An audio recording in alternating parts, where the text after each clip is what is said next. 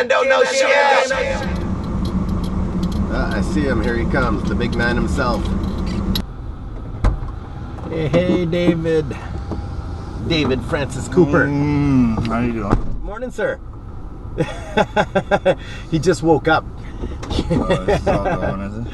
Yeah, man. Wow. Right? That's how we do it. We just start, and we have a destination today, and that being coffee, because I need a coffee, and I love coffee. I don't know about your feelings on coffee. Do you drink a lot? I think I need one. Well, that's feeling enough. Yeah. All Right now we're in Mile End, and one of my all-time favorite coffee spots in all of Montreal is not too far from here. It's called Olympico Cafe. Do you go there every once in a while? Every once in a long while, yeah. Hey, actually, just pull back in right here for a second. I'm just gonna get you a little. Yeah, I might as well get you some reference material here. Hold on. Here we go. Back in a moment. Sorry, that's a short interview, eh? Yeah, man, not bad. See you.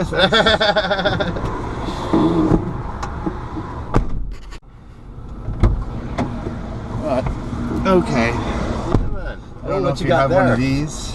What is that? Oh, that's too much information. The new Smashers album. Yeah, it's for you. Nice. This is your reference copy to just. Thank you. So that we're not talking about some imaginary record somewhere. No, this is awesome.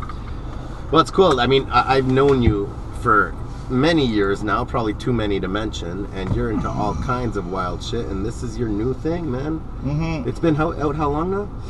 Oh, God, it's just out like June, I guess. Yeah, so it's still fairly new. Yeah. 12 songs. No, wait, sorry, I can't even count. 14 songs, sorry. Mm-hmm. The artwork is amazing on it. Yeah, it's Rupert Bottenberg. Nice. If you look really hard now, every one of our little things that are probably, and everybody's welcome to use them as tattoos. This one, for example. That's it. Get all Montreal tattooed up now. Yeah, like this one, for example, with the little broken neck guy in the back of the neck with the lightning bolts. A2 is next to it. So side A. Oh, okay, so I get it. So two. every song has an image that goes along with it. Yeah, so like on this side we got the B's, and so B1, good vibes. Yeah, and good it's like vibes. a nice heart pattern with a heart, or B5 with the big hook. Yeah. 1, 2, 3, 4, 5, hooky. Right on. Yeah. I have a feeling you probably did a bunch of hooky in your lifetime. I actually, this is an album I know fairly well. I mean, we went on tour together when this album came out, so I got to hear quite a few of the songs live, well, every night, actually. And there's the rest of the guys. Yeah, man, the whole Smasher crew. It's been a while, I think, since you guys put out an album, eh? Before this one? Oh, we have a steady output of every couple of years, yeah. Right on. Like probably every 4 to 5 years. How many albums do you guys have out already? What? It's blue in yellow vinyl? Yeah. So it's probably about 9 albums now or something.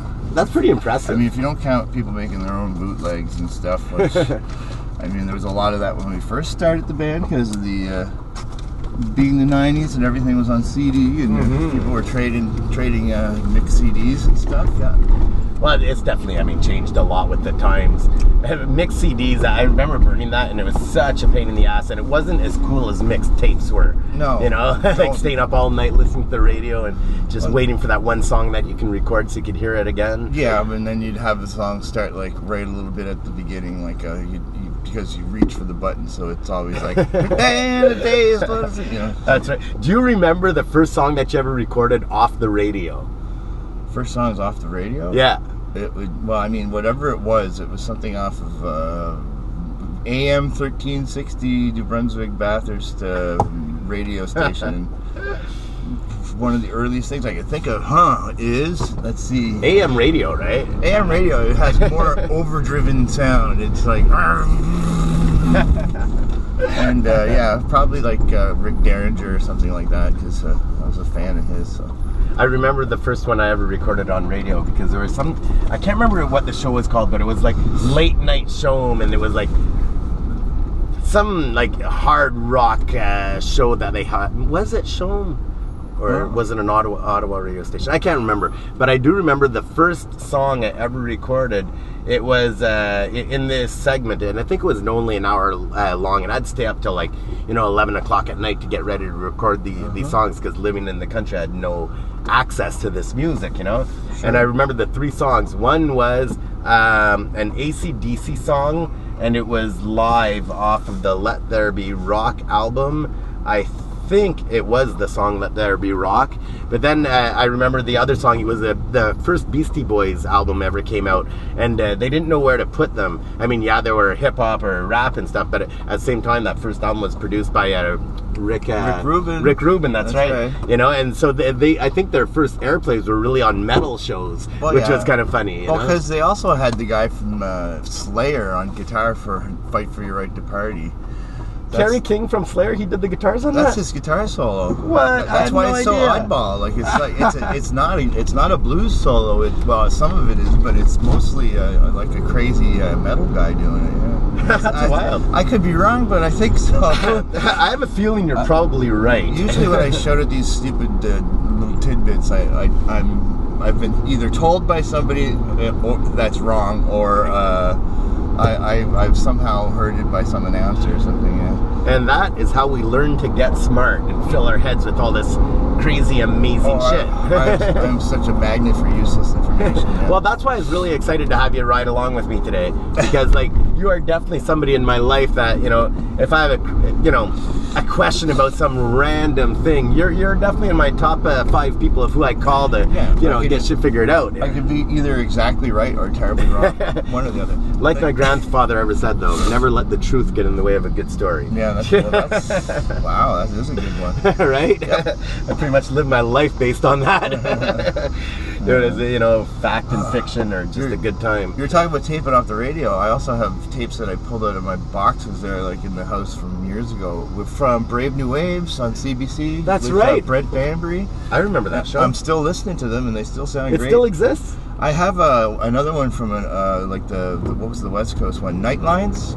And that was the top 100 songs of all time's countdown, and it's half of the people who are in the top 100 songs of all time countdown, you would never have heard of them, Tim Buckley and stuff. It's like, what? It's like, Jeff Buckley's dad, and it's like, whoa, he wasn't. Is he Canadian or?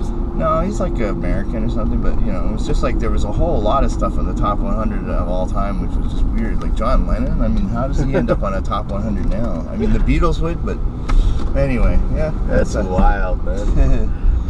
So where are we? Well, here we are. We're right in front of Olympico, and I'm gonna go get us a coffee. So, Dave, I'll make sure they don't steal your camera. It's probably not worth that much. I mean, I love you, GoPro and all. There's other things. No, there's nothing else really of value. Maybe my leather jacket. All right, I'll be back in a second. Man, I don't know. There's a couple things about coffee. One is, I just like this shit. But when sometimes you do have a favorite place, where you want to get your coffee. I am convinced that you tend to go to the place that you like the best. Maybe it's cheaper and stuff, but I also think there's a psychological reassurance to it as well. I mean, you get used to a flavor every time you have it. It brings you back to that kind of happy place, and I always feel that way about Olympico. So I'm always happy to stop here. I don't even know if what they serve is coffee. It's something else. It tastes so good. It's absolutely incredible. I also like the social scene that they have here as well, in the sense I remember in the hockey playoffs sitting outside in the snow, and they had TV plugged in on the terrace and a whole bunch of people just hanging out. Yeah. Brings that whole neighborhood thing together. Yeah. I mean, this area has always been really big for sitting around outside. Absolutely. Yeah. And like I was saying, it's one of those feel good places, and I don't say any of this because they're a sponsor or anything like that. It's just I like my destinations to really just be places I like, Sponsor yet, you mean? That's right. If ever I wanted or needed a sponsor, it would be much more Ford, come fix my van. I need a new one. Yeah, exactly. So if ever anybody works at a garage or at Ford, we could definitely, that's the type of sponsor we'd be definitely into. Are they for us or what? No, it's the paramedics that got to get around. I mean, weed's legal now, isn't it? What's that? Nothing. I just blew a... Weed is legal? I said, weed's legal now, isn't it? I'm so used to being... That's right. That's sound for me. You know, there's a whole generation of people that, like, it still gets sketched out. It's hard to adjust the whole weed is legal thing. You know what I mean? Like, sometimes you'll be with somebody and they light up a spliff outside a club or something like this. They're all hanging out. Next thing you know, somebody's like, oh, man, there's cops over there. It's like, all right, but yes, there are. Yes. Actually, I'll bet you it's made the police's job way easier just by, you know, being able to talk to people. They don't run away. Well, that's it. And I mean, like, also... An honest citizen wants to go to the cops and they can't because they just smoked some weed in their house, you know, and it's like, God. Yeah, and also, I mean, like, not just for the police, but I mean, also for the whole court system and stuff. I mean, you know, getting bogged down. Oh, we're paying more for lawyers than we are. Like, that's all it is, really. It's just like police taking the day off to go to court, and lawyers to plug up the courthouse. And it's like, now we don't have as... At least now we can get the courthouse plugged with things that could be useful to prosecute. Well, absolutely. And I always heard that judges in general got really annoyed at, like, simple pot possession cases and stuff like that. Sometimes they'd be so annoyed they'd just throw it out anyway, you know, because they're like, why are you wasting my... I have never heard of anyone get away with anything on pot. Oh, no? No, never. Well, see, apparently K-Man don't know shit. Yeah, you don't know shit, K-Man.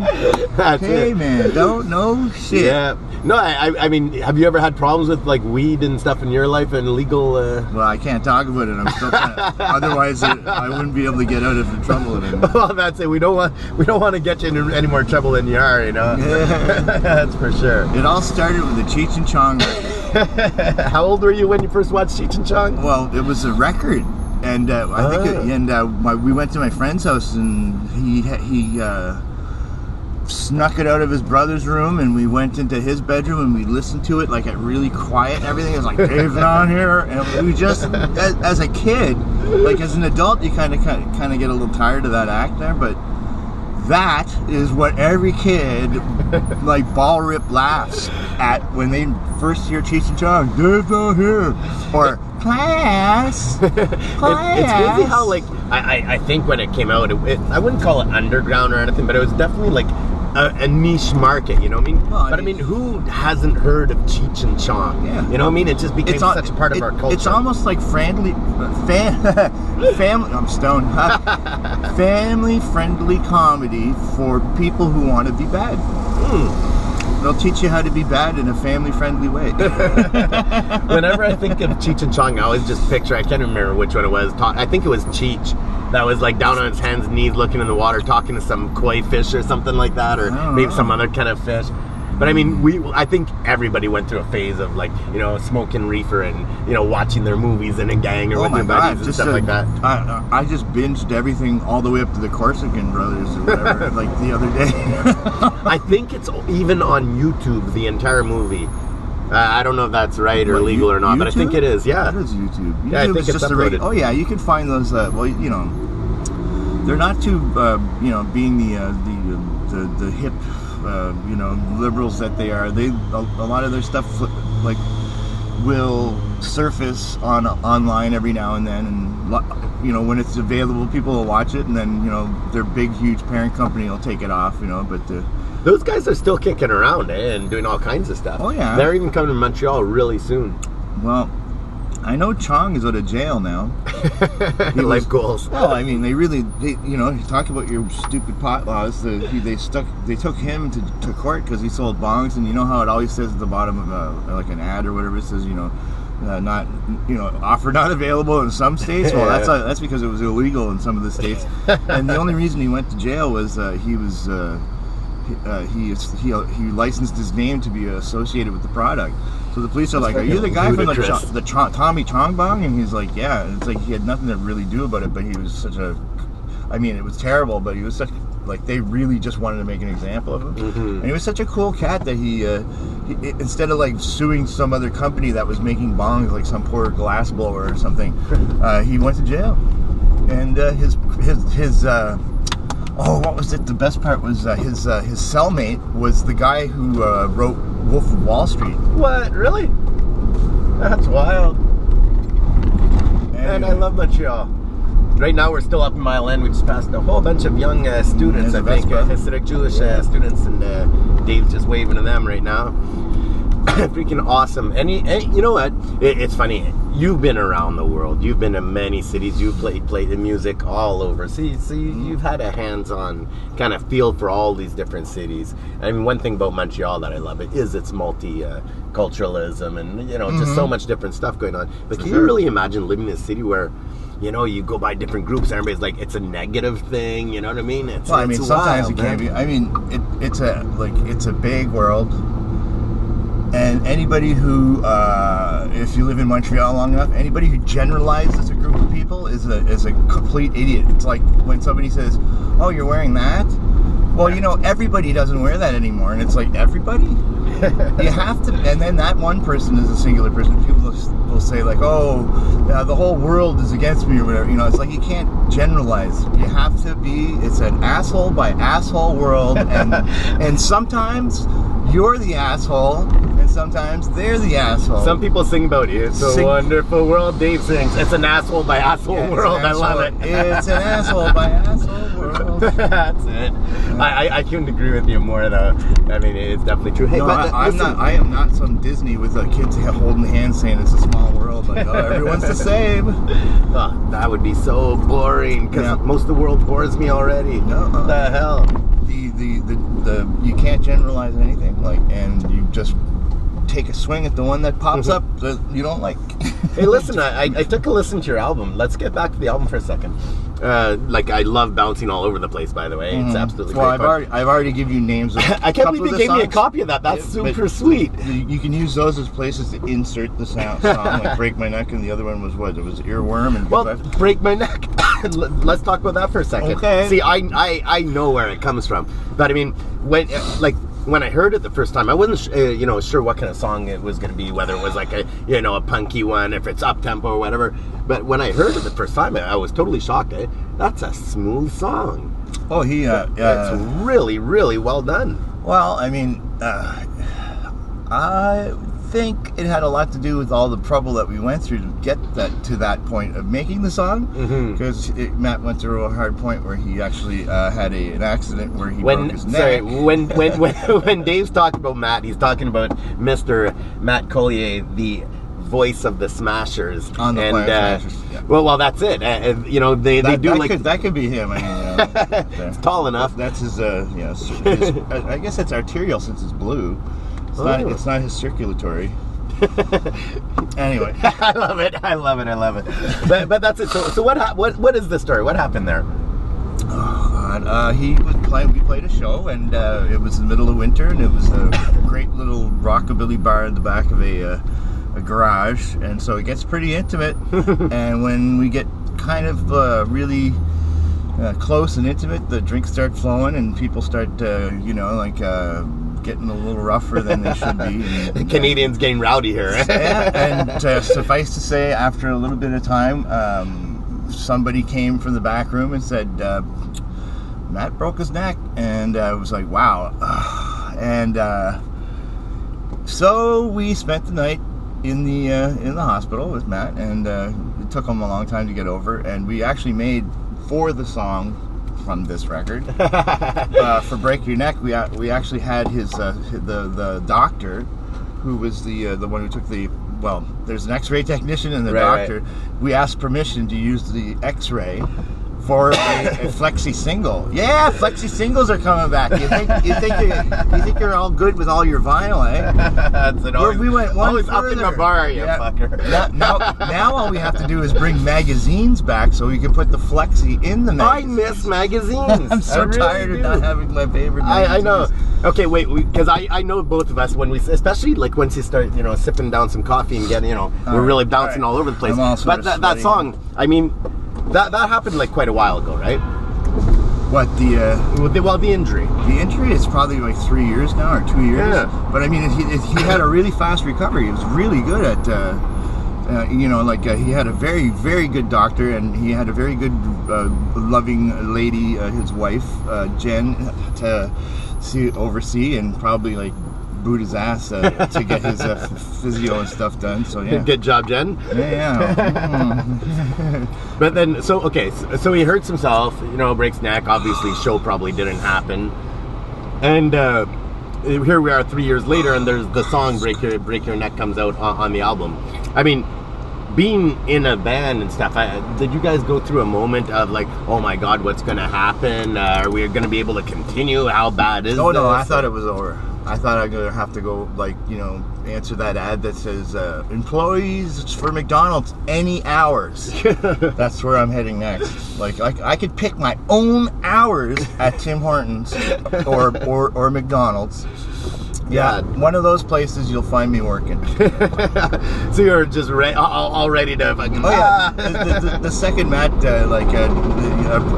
breaks anything else, I think that's when so now we're kind of trying to treat him, I'm saying we're trying to treat him nice, but one of the very first shows I played with him when he came back after his surgery, he jumped headfirst into the crowd. It's funny because I know Matt really well as well, and he's such a clowny, fun guy to hang out with. But every once in a while, man, he just goes over that line and boom, don't let him hurt himself again. You guys got to keep making records. I think we got a harness and a leash. That's it. You're like one of those mothers that you ever see that with the kids on the leash and stuff like that? What is it?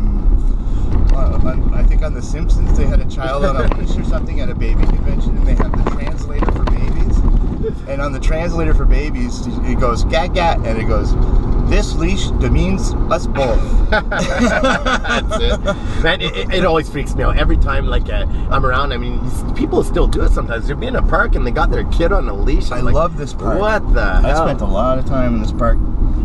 There's a swimming pool close to here that I remember it was after a night of drinking, or as being some, crazy night out. That we all got naked and jumped that fence and scratched ourselves up on that fence, and it went swimming there about 4 o'clock in the morning. Wait, did I just give that up? You should take the clothes off before you jump the fence, or after you jump the fence, so that you don't scratch yourself up. We weren't firing on all pistons there. No, the logic, yeah. I mean, I'm always able to think really well. I get...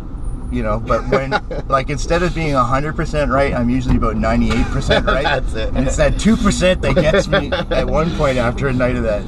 That's like, rolling the dice and constantly hitting a 6, right? Yeah, and then just once, there's, you gotta watch what you bet on. Oh, yeah, I'm all over this.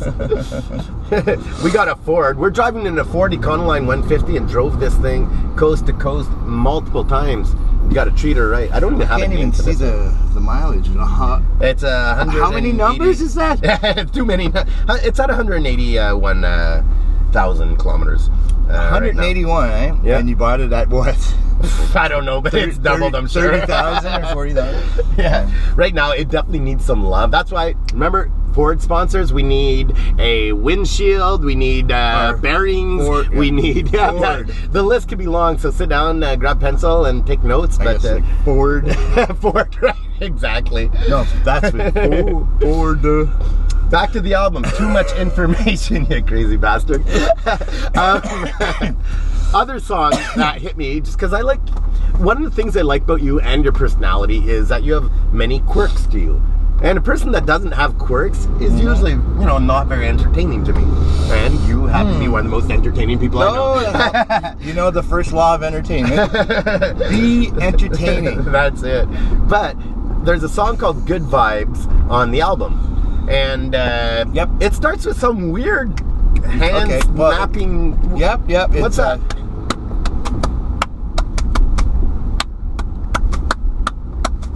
That was I was thinking spring was happening earlier this year, and I started thinking of grade 6 when I went to Catholic high school, and the girls went in one door and the guys went in the other door, and when you sat at least in class, you guys are in the same building. No. If we were in the same class, but no, it was like this. When you go to class, the girls were all on one side of the room and the boys were all on the other side of the room, and 9 times out of 10 it was a nun or something up front, or there was somebody who was a woman who preferred to teach girls because they were so much better at learning than the guys in the class. So we all sat on one side and got half taught. And so when it came time, and you couldn't talk to these girls, and you'd be looking at the back of their neck and going, oh and you'd be watching them every day get better looking and better looking while you're just kind of going like, oh, I'm a teenager. So anyway, when recess happened, the best thing would happen is you could co-mingle, but you couldn't talk to each other. So, wait a minute, you can talk to each other because... Not really. I mean, it was really frowned upon for the guys to go hang out with the girls. I'd say I wasn't sure if it was just because you were scared to talk to them or you weren't allowed to. No, it wasn't really against the rules, but none would come over and like try, like, when they have a bell, they could really give it to you, like, when they say ring your bell, the pow. So anyway, or move along. Usually they're just walking along, just going like, oh, move along. You gotta, like, what are you kids doing over there? Why don't you? So at the door going out for recess, they had buckets of skip ropes, and we would do double dutch.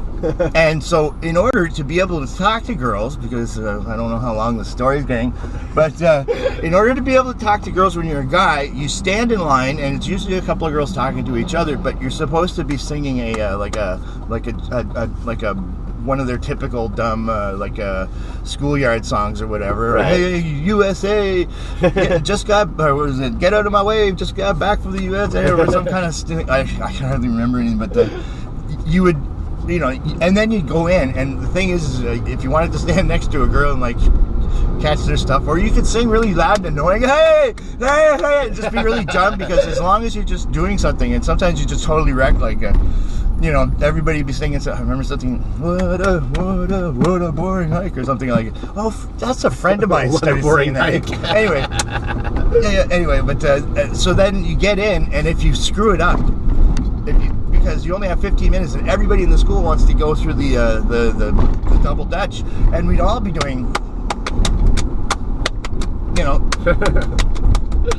and we'd be hand clapping, and we'd be with girls, and we'd watch the girls jumping. It's so primal. I love it. Yeah, it was really good when they would just sort of, it's just, it was a great way to socialize with girls without having to talk to them. Wow.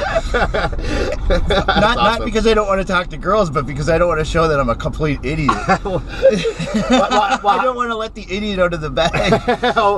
Trust me, it comes after anyway. Yeah. There's no avoiding that one. So that's where I wrote for this with record, good vibes, with good vibes, is that is supposed to be done with a double dutch troupe, and I'm thinking maybe some point in the future at some festival or something, we'll get either do it ourselves and just have a skip rope and learn, because you do one hand high, one hand low, one hand high, one hand low, and if you screw it up and you break the rhythm of the rope and everything, and you catch on your foot, you're gonna get beat up after school. You're like that was a good way for the hopscotch bullies are out. It's a good way for people to determine that you're gonna get beat up that day, and if you didn't, you just sort of smoothly go on and nobody notices. But someone like my friend Jeff, he got hit on the foot and he forgot, and it was like they were just waiting for him out of school with rocks and everything. Yeah, and those New Brunswick kids, man. Hey, there wasn't a lot on TV then. We had to make our own drama. That's it. Writing episodes every day at school. And what was it? So anyway, we have that song and vibes, good vibes, and it was just a simple little thing to say when you do double dutch. And I figure on stage before the show or sometime part of the show, we'll just use that, the same way we did King of Tuesday Night, which is only a tiny little bit. Little snippet, and maybe have some girls come out and do it, and a couple of guys do it. I'd like to find somewhere anybody who has a double dutch troupe, and just like this one time when we had a song called Kung Fu Master, we started the show with a kung fu demonstration. If anybody out here is in a double dutch troupe, because that's still a thing. Yeah, I'd like. Feel free to email kmandon'tknowshit@gmail.com, and I'll hook you up with Dave, because he's looking for a double dutch troupe here. even better than that would be a kung fu troupe that could do double dutch and like high flying kicks. So it's double dutch in a gi. All right. Wow. awesome. It's got to be this. I'd like to thank Olympico for making us nuts. I'd like to thank Olympico. Yeah, man. I love that stuff, though. I can just go back and do circles and go get them. That's the best. I mean, it's actually kind of hot. I got to say, it's a bit hot in the van. I like doing this with the windows up for noise. It's one or the other, but I don't think the sunlight is making me talk 100 miles an hour. Yeah, the sunlight's definitely making me sweat, but it's funny because Ford, when I have a fan switch here and it's on vent, yeah, right? But low does nothing, first gear does nothing, second gear does nothing, and high is on full blast. So it's either off or on full blast. You know, this is a click switch, and it is. Oh damn it! Yes! Man of many skills here. He's now taken off the switch. Yeah, and yeah, it's a quick stop switch, which would be a little bit of deoxit. Like when we're done this, I'll run into the house, I'll grab my deoxit can and I'll spray it out, and I'll bet you $100. And you have to ask yourself why I love Dave Cooper. the man who gave me, and I still have it down here somewhere, Gorilla Glue. That pistol? No. Not the pistol, the Gorilla Glue. He on the last tour, my finger split open, and here he is patching up my finger with Gorilla Glue, and I gotta say that stuff was, but don't use amazing. Yeah, but don't use crazy glue, because crazy glue will the heat underneath your finger will make it peel off. Gorilla Glue stays porous, so the sweat can go through it. K-Man's learning shit on the show today. I love it. Okay, I should have a different outfit for Do you remember though what was cool with that? I mean, first of all, my finger was destroyed and we patched it up with the glue and all, but then, not stopped there. Went around and fixed everybody's shoes on the tour. Yeah. Gorilla Glue. There you go. Yeah. Love that stuff. No, that stuff's going to take over. I'm sure it's just like somebody made a bad batch at the crazy glue plant and it's like, wow, this works even better. That's right. Well, I mean, most great products seem to come from accidents, right? or for accidents, yeah. Well, that's it. Oh yeah, man. See that's Tesla. Tesla car. I think it's a Model S. Just drove by us. That's one of my life goals right now. I love those cars, but I've never actually been in one, and I'm really dying. Have you ever been in an electric car? It looks like a Toyota. I mean, if you're gonna make a car of the future, make it look like the future. You hear that, Tesla? Your stupid car looks like a Toyota. It just looks like a potato. Like a what is it? What would you call it? Oh God, man, that got me mad. Oh, it's just. Well, the fact that it's in gray as well is probably, tainting your vision of it. Well, it doesn't even... it's just in the 50s when they said what the future would look like, half of it was completely useless. If you get so much extra power out of like a torque from an electric motor, you should have the thing look like it could take off. Right? Yeah. Not stick to the ground with this technology like, oh, we got the wind factor and it's gonna, like, for a couple of extra dollars worth of gas, you could have a beautiful car. Instead, it's like just penny pinching utilitarian potato cars. Shit. I would absolutely love one day to have an electric van for tour, for the amount of like driving that we do and stuff. But I mean, I don't think they have them where you could actually go that far yet. Like Canada's a huge freaking country. We're often driving 10, 12 hours a day. And I know this because Dave spent the entire last tour sleeping in the back of this van on the ground between every single show. And we're talking about probably, 20 shows or something like that. He basically lived in the back of the van the entire way. I would drive 8 hours, and then I would go to the hotel and sleep 8 hours. It's great. It's a good life cycle, Well, that was it. It was definitely, I needed that ride. I often say that's one of the things I love about being on the road is that, your daily routine, even though you can have surprises and cool stuff goes on, when you boil it down, it's still very basic. And there's something about the security of knowing what my day is. Waking up at a hotel, having a coffee, having some food, hitting the road, driving, just stopping here and there for some food and piss breaks and stuff like that. And then, you get to the city, you do your sound check, you go eat a bite, you get your hotel, go back, do the show, party after the show, pass out, whatever time it is, and start over again. It's freaking awesome. It's pretty apparent to us when we play a show that everybody is like just moaning and groaning. It's like, And they spent the last couple of days knocking themselves out, like doing everything they can. Like, I want to watch as much TV, I want to drink as much as I can, I want to see every one of my friends before I go on a tour. Because once you commit to the road, you can't just turn around and go to your friend's house. But now with the iFace thing, the iFace, yes, you can do a whole lot more than ever before. But I remember when you had to, interwebbing around here. You had to stand in a phone booth on the side of the highway, putting 10 dimes and nickels into with snow whipping underneath the telephone booth. Like, hey honey, I'm not running around on you. It makes me think of the scene in Sid and Nancy in the movie, which was a classic movie. I love that movie when he's on his first tour in the USA and trying to call Nancy and stuff and going crazy, and all that shit. But yeah, I mean, the first time a cell phone came out, we got one as a band, and it was like it just sat there. But at least we didn't, like, when it came time to advance a show, we weren't trying to wake up a promoter from a drunken night before or find a guy who's not near a phone, because back then you left your phone at home, right, all the time, and it was not a big deal. Like, nobody ever thought to take a phone with you. Even more than the communication thing, though, what gets me is like I'm lost half the time anyway, but how the hell did people tour before GPS, man? Well, wow. GPS. We went from the map book, which was really good. It was really great, but it didn't tell you anything like, the expert extermination. It wouldn't say what's on that corner. It would just say that's the corner. So you'd have to know where you're going. Like Horseshoe Tavern, corner of Yonge and was it Bathurst or Bloor or something? Bang, bang, bang, and on the map it wouldn't say Horseshoe. It would just be, on the map, so you have to know where you're going. Then came MapQuest or whatever. Remember, it was like that's right. Wasn't it all slow though? It was like on, but what was it, on Ask Jeeves or some kind of thing? Oh, but you had to print it out. Right. You couldn't take the computer with you because it would be the whole front of the car. But if you have to print it out, why not just print it from or use a map book, man? Well, because you get a whole bunch of stuff like your time, things like that are reasonable, like distance, your time that it takes you to travel. Knowing that it's only going to be 8 hours to travel somewhere, it's like, oh, great. I mean, in Toronto, 5 hours. Exactly.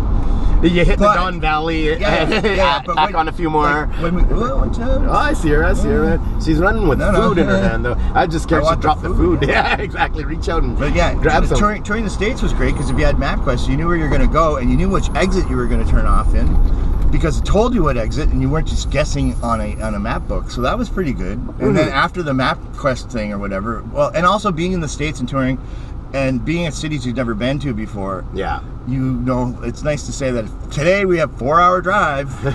Absolutely. But, notice you said 4 hours in the States, but that's what gets me about Canada. It's so freaking long. Nobody knows, like, if they haven't done it. It's 8 hours every day. Every single day. Every day, no matter what. 8 isn't even a big day, of driving. If you're driving from left to right or right to left, it's usually about 8 hours a day. Oh, yeah, man. When you're driving from south to north or north to south kind of thing, like that kind of thing, you got to take a day. Like, you're getting in the van and it's like we have a whole day of driving and then we got to get up tomorrow and drive some more tomorrow. Exactly. What always gets me, I don't know if it's the same for you, but it's always like the last day of tour, because like, where is the tour ending? It's rare that it brings you all the way back home. No, and then that 1 or 2 days, like, say if you're like in Vancouver, right? Yeah, if you're in Vancouver and like it says that's the last day of the tour and you've got to go to Montreal. Well, we kind of made it like a rolling vacation on the way back. It was exactly. Nice. I remember once we finished in Winnipeg, and like we were just like, by then, we'd been on the road for like 6 weeks or something like that, and then we're just like, we just want to get home now. There's nothing between Winnipeg and Montreal that's worth stopping at all. So we just shift drove 24/7. Taking that. You really beat the hell out of the van. Yeah. Oh yeah, man. And it's like you get home and there's there's steam coming off the tires of in your driveway. I remember once a long time ago, before even the band came out in the 45s, I was in another band and I was with some of my buddies, and we just came back from the East Coast, and I remember we pulled up to Clark Street in Montreal, right in front of my buddy Codco's house. on the corner of Clark, yeah. On the corner of Clark, yeah, man. We opened up the sliding door and the freaking thing just fell off right on Clark Street, right in front of his house. I was like, we made it. That's all, you know. That's when you know you beat the hell out of it. Right, exactly. Hey, back to the album for a second. The title track, Too Much Information. Yes. Two things. First of all, great song. Absolutely. The intro gets me. Being a musician myself, the intro gets me of how it seems to just like step into it. Yep. It's kind of odd. It's kind of cool. Okay, it's our first record that we start on an and. Okay. And you're saying like 3 and in it starting? Yeah, 1, 2, 3 and doo-doo. Or 1, 2, 3 doo-doo. Right. Yeah. So it's like it has a kind of a. It's supposed to seem like you're coming into the middle of a conversation, I guess, or whatever. It's Matt's brain trying to be incredibly analytical, I guess, and saying like this story is already going. This record was already playing before you put it on. Okay. It's already in progress. We're joining our record already in progress. Too much information, and then the song is pretty much it's. Well, we could have written a song that was like tons and tons of stuff where it's like, well, you know, he does say an awful lot of things. It's a very fast rap in it, but also we could have written choruses that were gigantically long and with many, many words. Instead, we just said too much information many, many times to tell you that there's too much information. Yeah, but that's great. It's like a room full of people talking. That's one of the things I like about you guys. Actually, it's like a. You know, it's cool because you're actually, I mean, this is what artists do, you know what I mean? They do cool little things that, you know, sometimes you notice or don't notice, but, you know, just adding the lyrical, or taking the music and doing something in the way that reflects some of the lyrical content is super cool, you know, it really is. And I have to say, some of my favorite songs in the world just have chorus lines that repeat. You know? No, like I especially like when a chorus says nothing. Like yeah, yeah, yeah, yeah, yeah, yeah. Yeah, yeah, yeah. Why am I thinking of the Flintstones? Didn't the Flintstones have some, you know, that old cartoon? Well, they had... like, I think the whole family played music and the kids or the babies sang something like that, you know? Yeah, I know they have one. I'm trying the Bedrock Beat. Right, that's it. But the one that always gets me is the... Open up your heart and let the sun shine in. Oh, let the sun shine in. Face it with a grin. Who sang that? What is it? Winners are the... And the devil, when you something, the devil always, when you say something wrong or bad, the devil always wins. That's in that song, man. That's a little tiny pebble singing about vice and religion and all kinds of weird things, man. Wow. Yeah. And then I just took it from there and said the red guy always wins. Damn, it's all because of the Flintstones. I had no idea that's how they got into my head. That's a good one. Yeah. That's awesome. That's awesome. So listen, we're gonna wrap things up. Okay, you're gonna drop me off in Outremont? Is that it? Yeah, that's right. Let's drop you off over here to get some food. Yeah, but no, we're gonna swing back down here. But before we do, I'd like to know what you got coming up. You know, you guys got shows coming on, or what's going on? Let's see, coming up somewhere in September on, what is it, the 15th or something like that? I guess we got Sherbrooke. It's like an odd day. It's like a Thursday night. So it's like, and it's like when we do things like that, it's usually like college is getting in and students are coming out because if you can book a show in Sherbrooke on a Thursday night and have the place do really well, you know, it'll be, you know, anyway. Then like a couple of days past that, in the beginning of October, I think we're going to do the... Well, forget about all those other shows. See, he has more going on than he realizes. No, I stab my hand, I'd probably like blow your microphone.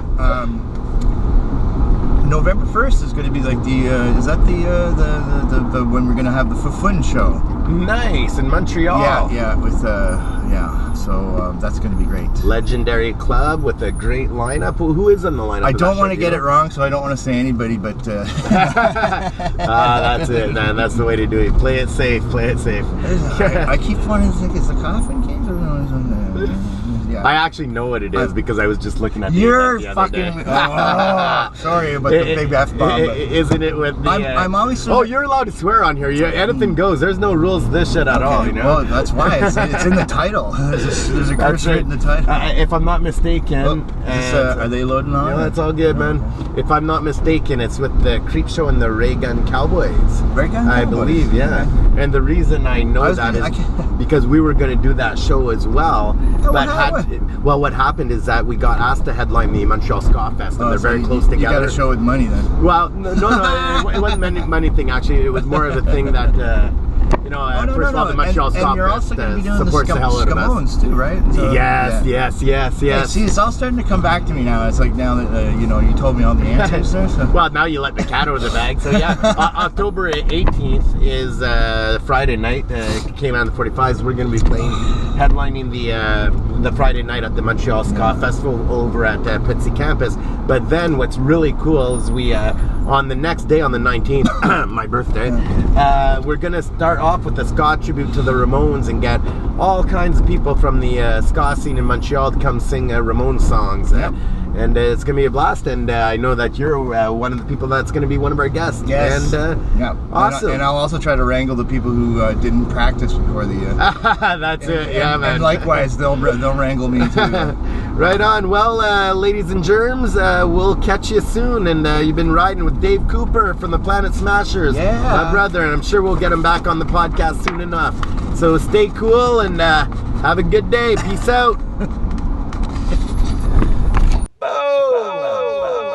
K-Man don't know shit.